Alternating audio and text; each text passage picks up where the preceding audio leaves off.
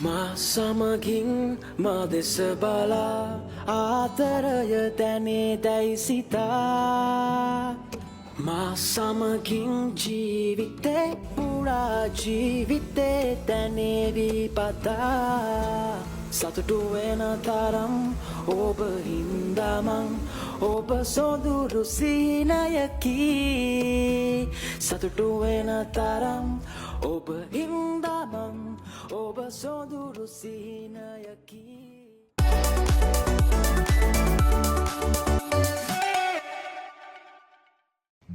Hello කොහොමද අද මම ඔයාලට ගේන්නේ දවස් දෙක තුනක් මම රෙකෝඩ් කරගත්ත ටිප්ස් ටිකක් බලමුකෝ අද මම මේ කොහෙද යන්නේ කියලා මේ ඇවිල්ලා විටෝ වුඩ් ෆ්‍රයිඩ් පීට්සා මේක තියෙන්නේ ආකේඩ් එකේ මේ තියෙන්නේ මෙනියු එක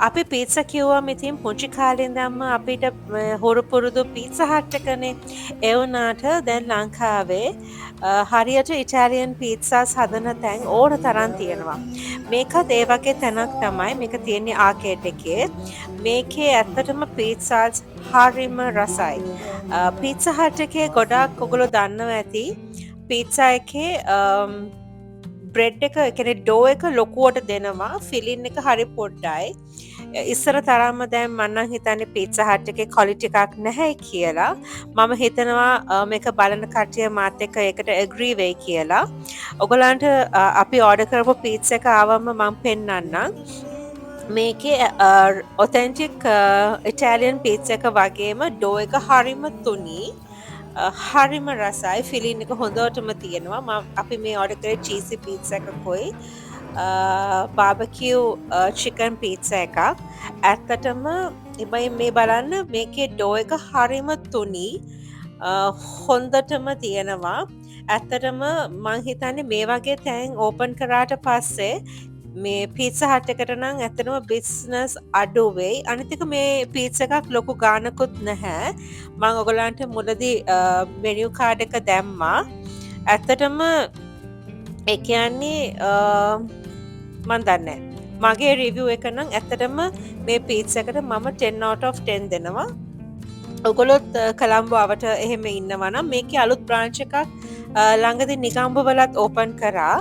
ඔගලන්ට සෝෂල් මීඩියා වල පිටෝ වුඩ් ෆ්‍රයිඩ් පීට්සා කියලා ගහපුවාම මේ ගැන හොයාගන්න පුළුවන් ඉතින් ඒකේ රිවිව් එක එහෙම තමයි මේ තියෙන්නේ අපේ ගෙදර රෝසමල් වල හොඳට රෝසස් ඇවිලා තියෙනවා ඔන්න ඉතින් මේ පව්වෙනිදා මට හිතුණා පොළොස් මැල්ලුමක් හදන්න ඕනේ කියලා ඇත්තටම ඒකට ක්‍රේවින් එකක් ආවේ මගේ වයිටී පවුලේ පවනිගේ පොළොස් මැල්ලුම දැකලා මටත් හිතුණා මේ වැස්සේ පොළොස් මැල්ලුමක් හදලා කරොල් හොද්දක් එක්ක උණු බත් එකක් කන්න ඕනේ කියලා. ඉතින් මේක පවනිගේ වීඩියෝ එක දැකලා තමයි ඇත්තටම මට මේ ක්‍රේවින් එක ආවේ.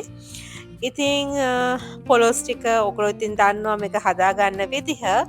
මම මේකට කහයි කුරුඳු පොතුයි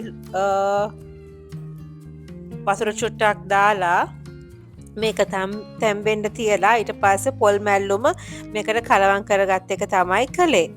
පොල් එකට මම කොච්චි හොඳට යහමින් සුදු ලූණු රම්ප කරපිංච ඒ ටික ඔක්කොම දාලා හොඳට කොටාගෙන මේක තැම්බුණාම ඒක හොඳට කලවම් කරගත් එක තමයි කළේ. කොච්චර එක්ස්පෙන්සිව් භාජන තිබ්බත් ලංකාවේ අපේ පොළවේ මැටි වලින් ගන්න මේ මැටි හට්ටියක උයනවා තරම් රසක් මම නම් හිතන්නේ ওই ලක්ෂරි උයන භාජනවල ඇත්තටම නැහැ. මේක අනිත් එක වස විසත් නැහැ. කිසිම අගුණෙකුත් නැහැ. මම හිතනවා ඒ මම මේ කියන එක ගැන ඔයගොල්ලොත් ඇග්‍රී වෙයි කියලා. මට නම් මැටි භාජනයක මේ වගේ පොල් කටු හැන්දකින් උයනවා තරම් ඇත්තටම මේ මොනම ලක්ෂර දෙකින් ඉව්වත් ඒ හම්බෙන වයිබ් එක හම්බ වෙන්නේ නැහැ කියන එක තමයි මට නම් හිතෙන්නේ. ඉතින් මේ විදිහට තමයි මගේ පොළොස් මැල්ලුම මම හදාගත්තේ. ටිකක් මම බෙරි වෙන්න තමයි ඒක හදාගත්තේ. මොකද මට හිතුණා උණු බත් එකත් එක්ක මේක හදාගෙන කරවල හොද්දකුත් එක්ක මේ දවස්වල හරියට වහිනවනේ. ඉතින් බැස්ස කාලේ ඒ වගේ මෙනු එකක් හොඳටම ගැලපෙනවා කියලා.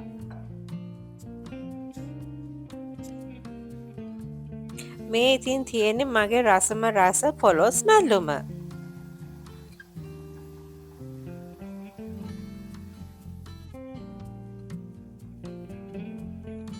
ඉතින් මේ ඉන්නේ අපේ පොල්ගහ හිටපු මයිනෝ ජෝඩුවක්. මේ ඉන්නේ අම්මයි තාත්තයි එගොල්ලන්ගේ පැටියට පොඩි අකර තැබ්බියක් වෙලා.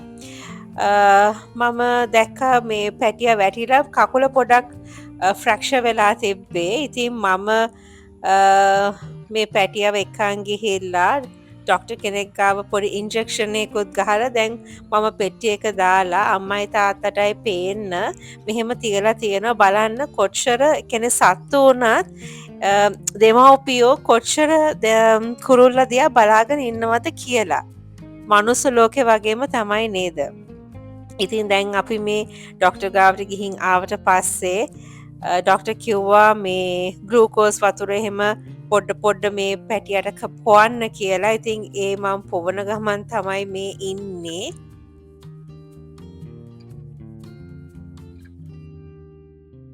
ඉතින් මට හිතුණා මේ ඌගේ කකුල සනීප වෙනකන් ඌව පෙට්ටියේ දාලා ඌව ආරක්ෂා කරලා මේ අම්මයි තාත්තටත් පේන්න තියලා ඌව පොඩ්ඩක් සනීප කරගන්න ඕනේ කියලා.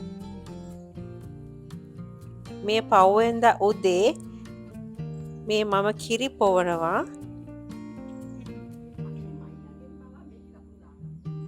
ඇත්තටම සත්තු වුණත් ඉතින් හරි පව්. උන් ඉතින් කතා කරලා කියන්නේ උන්ගේ තියෙන වේදනාව.